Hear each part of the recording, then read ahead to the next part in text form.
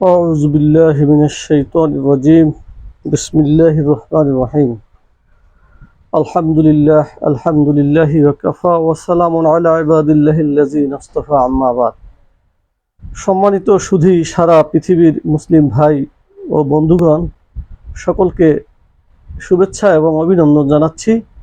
আজকে পবিত্র জুমার নামাজ এবং এই মাসটি একটি বিশেষ মাস। মহান আল্লাহ তাআলার সম্মানিত প্রেরিত রাসূল সাল্লাল্লাহু আলাইহি ওয়াসাল্লাম তিনি এই মাসেই জন্মগ্রহণ করেন এবং এই পৃথিবী থেকে ইন্তেকাল করেন। সেটি হলো রবিউল আউয়াল মাস। তো রবিউল আউয়াল মাসের আজকে কিন্তু 11 তারিখ, আগামীকালকে 12 তারিখ। পবিত্র ঈদে মিলাদুন্নবী একটি অনুষ্ঠান মুসলিম জাতি সারা পৃথিবীতে পালন করে থাকে। আপনারা জানেন সেই অনুষ্ঠানটি আজকে কোথাও কোথাও পালন হচ্ছে, আগামীকালকে কোথাও কোথাও হবে। তো সকলকে আবারও মোবারকবাদ জানিয়ে ঈদে মিলাদুন্নবী, মিলাদ, ইসলামী বিভিন্ন বিষয়ে আমরা অনেক কথাবার্তা বিভিন্ন জায়গাতে শুনে থাকি, আপনারাও শুনে থাকবেন। আমি এখানে এই কথার পাশাপাশি একটু ভিন্ন অবয়বে আমি কয়েকটি কথা এখানে বলতে চাচ্ছি। সেটি হলো, আমি কোটেশনে দিয়েছি যে মুসলিমের আচরণ কেমন হওয়া উচিত, সেটি নিয়েই মূলত কথা বলবো সংক্ষেপে। বন্ধুগণ, ইদানিং কালে এবং আগে পরে আমরা দেখেছি যে উঠতি বয়সী যেসব ইয়ং জেনারেশন আছে তারা, অথবা যারা রাজনীতি করেন, রাজনৈতিক নেতৃত্ব যারা আছেন তাদের ভিতরে চাল চলনে এক ধরনের দাম্ভিকতা, এক ধরনের অহংকার, মানুষকে নগণ্য মনে করে চলার এক ধরনের প্রবণতা আগেও লক্ষ্য করা গেছে, ইদানিং যাচ্ছে, ভবিষ্যতে হয়তো যেতে পারে বা যায়। বিশেষ করে উঠতি বয়সী যে সকল তরুণ উদীয়মান শিক্ষিত ছেলে আছে তারা অনেক সময় দেখা যায় যে হয়তো সে কোনো রাজনৈতিক দল করছে, অথবা সে তার বন্ধু বান্ধব মিলিয়ে অনেক সঙ্গপাঙ্গ একত্রিত হয়েছে, তখন তার আচরণটা পরিবর্তন হয়ে যায়, ব্যবহারটা পরিবর্তন হয়ে যায়। আমি মূলত সেই পয়েন্টেই একটি অল্প কিছু কথাবার্তা বলবো। আল্লাহ তাআলা এই পৃথিবীতে মানুষকে সৃষ্টি করে পাঠিয়েছেন। আপনারা জানেন যে মানুষকে খলিফা হিসেবে পাঠিয়েছেন। এই মানুষই পৃথিবীতে আসার বা না আসার কোনো ধরনের এখতিয়ার কিন্তু মানুষের ভিতরে ছিল না, নেই, থাকবে না। সেরকম একজন মানুষ যখন এই পৃথিবীতে এসে সে আল্লাহর দেওয়া আকাশ বাতাস গ্রহণ করে, তার জমিনের উপরে দাঁড়িয়ে অহংকার প্রদর্শন করে, চাল চলনে আচার ব্যবহারে নিজেকে খুব উচ্চতর মনে করে, সেক্ষেত্রেই মহান আল্লাহ তাআলা বলেছেন যে অনেক সময় মানুষ তার চাল চলনে গর্ব অহংকার প্রকাশ পায়। তিনি যে রাস্তা দিয়ে হেঁটে যাচ্ছে, তিনি মনে করছেন আমার পাশ দিয়ে কেন আর একজন হেঁটে যাবে, আমি তো বড় নেতা। অথবা আমার সামনে দিয়ে একজন হেঁটে আসছে, আমি তো বড় নেতা, কেন আমাকে সালাম দিল না। এই যে অহংকার দাম্ভিকতার যে বিষয়টি চলছে, এই বিষয়টাই আল্লাহ তাআলা কখনোই পছন্দ করেন না। এটা কোরআন হাদিস দ্বারা স্বীকৃত এবং রাসূল সাল্লাল্লাহু আলাইহি ওয়াসাল্লাম ওই ব্যাপারে একাধিক তিনি হাদিসের ভিতরে বলে গিয়েছেন। এখানে একটি বিষয় আল্লাহ তাআলা বলেছেন এরকম যে তোমরা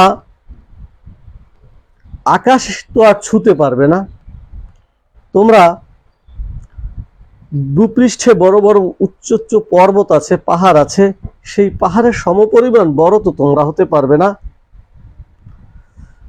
তো যেহেতু পাহাড় পর্বত সেই পরিমাণ বড় তোমরা হতে পারবে না, অথবা আকাশ তোমরা ছুঁতে পারবে না চাইলেই, কাজেই আল্লাহর জমিনে যখন তুমি হাঁটো, পদচারণা করো, তখন নিজেকে অহংকারী এবং দাম্ভিকতার যে বিষয়গুলি আছে সেগুলিকে পরিহার করে হাঁটতে হবে।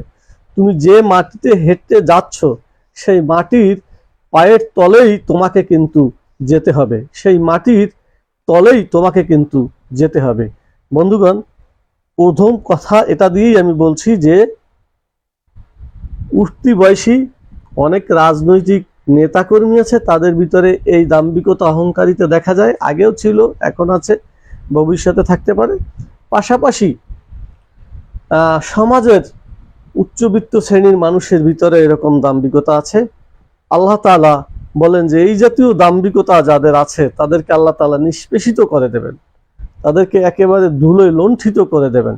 আল্লাহ তাআলা এই জাতীয় অহংকার এবং এই জাতীয় দাম্ভিকতা থেকে মুসলমানদেরকে, মানুষদেরকে বিরত থাকার তৌফিক দান করুক। বন্ধুগণ, এ ব্যাপারে অনেক কথা আছে, হাদিসের কথা নিয়ে আসলে আসা যায়, কোরআনের কথা নিয়ে আসলে আসা যায়। আমি যে বিষয়টি বলছি যে ব্যক্তিটি অহংকার করে রাস্তায় হেলে দুলে হাঁটছে, অথবা তিনি মনে করছে রাস্তাটি সমস্ত আমার, এই জনবল সব আমার, ওই ব্যক্তিটি কিন্তু 20-50 বছর আগে তার চিহ্ন ছিল না পৃথিবীতে, এবং পরবর্তী 50 বছর পরে তার চিহ্ন এই পৃথিবীতে কিন্তু থাকবে না। কাজেই আপনি যত বড়ই নেতা হন আর যত বড়ই রাজনৈতিক কর্মী হন, অথবা আপনি যত বড় কিছুই হন না কেন, আপনি একজন মানুষ হিসেবে খুবই দুর্বল এবং খুবই নগণ্য। এ কারণেই আপনাকে অবশ্যই আচরণে দাম্ভিকতা প্রকাশ করা যাবে না, অহংকার প্রকাশ করা যাবে না। এবং এ ব্যাপারে রাসূল সাল্লাল্লাহু আলাইহি ওয়াসাল্লাম বলেছেন যে নবীগণ যে নবুয়ত প্রাপ্তি হতেন তার মধ্যে নবুয়তের 25 ভাগের 1 ভাগ হলো এই উত্তম আচার ব্যবহার, চলন বলন। নবুয়তের 25 ভাগের 1 ভাগ হলো এই উত্তম আচার ব্যবহার এবং চলন বলন। এই কথাটি কিন্তু হাদিসে আছে, হাদিসের আমি কোর্ট রেফারেন্স দিলাম না, আমি বলে দিলাম। তো কাজেই চলন বলন আচার ব্যবহার আপনি যদি সঠিকভাবে না করতে পারেন, আপনি সাময়িকভাবে একজন মানুষকে, দুইজন মানুষকে, কিছু জনগোষ্ঠীকে আপনি হেনস্থ করলেন, দামিয়ে রাখলেন, কিন্তু দিন শেষে আল্লাহ তাআলার কাছে আপনি যখন যাবেন তখন কিন্তু আপনার আর উপায় থাকবে না। বন্ধুগণ, এখানে আরেকটি বিষয় লক্ষণীয় যে আপনারা জানেন যে কানাডার ওয়াশান গেট, যেটা মার্কিন একটি সমুদ্র তলদেশ অভিযাত্রী, যেখানে টাইটানিক জাহাজ 1912 সালে ডুবে গিয়েছিল, সেটি দেখার জন্য ওয়াশান গেট একটি সাবমার্সিবল সাবমেরিনে করে যে ব্যক্তিগুলি পানির নিচে দেখতে গিয়েছিল তারা কিন্তু সারা পৃথিবীর ভিতরে সবচেয়ে ধনী এবং টাকা পয়সা ওয়ালা লোক ছিল। আপনারা হয়তো দেখবেন ইন্টারনেটে খুঁজলে, অথবা এমনিতে দেখবেন যে সেখানে স্টকটন র্যাশ, এরপরে পাকিস্তানি দনকুবের দাউদ ইব্রাহিম এবং তার ছেলে সুলেমান ইব্রাহিম, তারপরে এই সিও ছিল একজন, এই যে সাবমেরিন বানিয়েছে, ব্যাপক কথা সংক্ষেপ, সেই 4-5টি মানুষের টুকরো পর্যন্ত কিন্তু তারা ওইভাবে সংগ্রহ করতে পারেনি, পৃথিবী থেকে বিলীন হয়ে গেছে। বিলিয়নিয়ার, মিলিয়নিয়ার, টাকা পয়সার মানুষ। কাজেই দাম্ভিকতা, অহংকার এগুলি পরিহার করে আপনি আপনার আচরণে পরিশুদ্ধ হন, দেখবেন যে আপনার আচরণের কারণে আপনাকে মানুষ ভালোবাসবে, আপনাকে সম্মান করবে। এছাড়াও কোরআনের আয়াতের ভিতরে বলা হয়েছে মুমিনদের পারস্পরিক আচরণ ব্যবহার সম্পর্কে মহান আল্লাহ তাআলা বলেছেন যে হে ঈমানদাররা, তোমাদের মধ্যে কেউ তার দিন থেকে ফিরে গেলে নিশ্চয়ই আল্লাহ তাআলা এমন এক সম্প্রদায় সৃষ্টি করবেন যারা হবে আল্লাহর প্রিয় এবং আল্লাহ হবেন তাদের প্রিয়। তারা মুমিনদের প্রতি নম্র হবে, বিনয়ী হবে এবং কাফিরদের প্রতি হবে অত্যন্ত কঠোর। এই আয়াতটি সূরা মায়েদার 54 নম্বর আয়াতে এই ব্যাখ্যাটি পাওয়া যায়। এছাড়া মহান আল্লাহ তাআলা রাসূল সাল্লাল্লাহু আলাইহি ওয়াসাল্লামকে লক্ষ্য করে বলেন যে আল্লাহর রহমতে আপনি তাদের জন্য কোমল হৃদয় হয়েছেন। আল্লাহর রহমতে রাসূল সাল্লাল্লাহু আলাইহি ওয়াসাল্লাম এই মুসলিম মিল্লাতের জন্য কোমল হৃদয় হয়েছেন। পক্ষান্তরে আপনি যদি রুক্ষ কঠোর হৃদয়ের অধিকারী হতেন তাহলে তারা আপনার কাছ থেকে দূরে চলে যেত। কাজেই আপনি তাদের ক্ষমা করে দিন এবং তাদের জন্য মাগফিরাত করুন এবং তাদের সঙ্গে ভিন্ন ভিন্ন কাজে পরামর্শ করুন। আরো অনেক কথা আছে, আমি একেবারেই সংক্ষেপে কথা বাড়াবো না। পবিত্র জুমার নামাজ, কাজেই আমি যে বিষয়টি বলবো যে আল্লাহ তাআলা তার রসুলকে পরামর্শ দিয়েছেন যে আপনি তাদের সাথে অর্থাৎ মুসলিমদের সাথে বিনয়ী হন এবং সুন্দর আচার ব্যবহার করুন এবং সকল কাজে পরামর্শ করুন। কাজেই যারা দাম্ভিকতা অহংকার করে একদিন, অনেকেই দেখা যায় অনেক মুসল্লি আছে একদিন জুমার নামাজ পড়েন অথবা একদিন পড়েন, একেবারে দাম্ভিকতা অহংকারের সহিত বের হয়ে হয়তো এমন একটি পরিস্থিতি, এর ব্যাখ্যা দিতে গেলে অনেকেই হয়তো ক্ষুব্ধ হতে পারেন। তো এই জাতীয় কাজ না করে সবসময় আচরণে নম্র ভদ্র হয়ে আপনি জমিনের উপর থেকে যখন চলবেন, জমিন যেন টের না পায়, এ জাতীয় কথা আপনারা জানেন। তো যে বিষয়টি আমি বলছি সেটি হচ্ছে যে মানুষের ভিতরে যখন এম্পাওয়ারমেন্ট ঢোকে, এম্পাওয়ারমেন্ট অর্থাৎ আমার সাথে অনেক লোকজন আছে, আমি সমাজে প্রভাবশালী, অথবা আমার দলে লোক ভারী, অথবা আমার বেশি অর্থ সম্পদ, তখন মানুষের ভিতরে একটা এম্পাওয়ারমেন্ট ঢোকে যে আমি শক্তিশালী। এবং সেই শক্তিশালী এম্পাওয়ারমেন্টটা যখন ঢোকে তখন সেই মানুষটা কিন্তু দাম্ভিকতা অথবা অহংকার এবং তুচ্ছ তাচ্ছিল্যতা প্রকাশ করে অন্য আরেকটি মানুষের উপরে। বন্ধুগণ, কাজেই আপনি কখনোই নিজেকে এম্পাওয়ারমেন্ট ভাববেন না একজন মানুষ হিসেবে, কারণ একজন মানুষ হিসেবে আপনার নিজের এম্পাওয়ারমেন্ট বলতে কিচ্ছুই নেই। একেবারেই সময় শেষে আপনি জিরো, আর সময়ের শুরুতেও আপনি জিরো।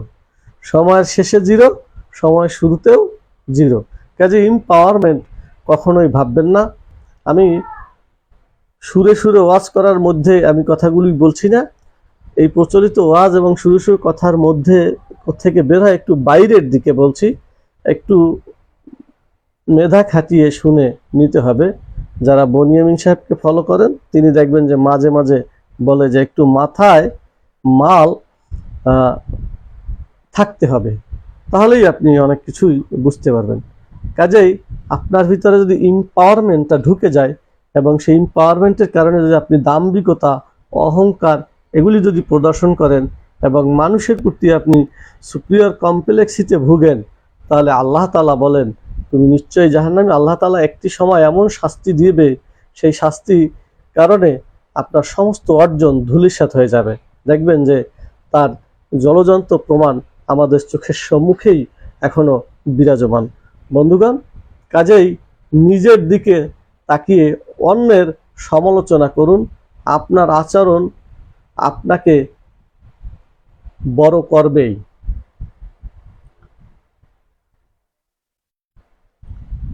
নিজের দিকে তাকিয়ে অন্যের সমালোচনা করুন এবং আপনার আচরণ আপনাকে বড় করবেই।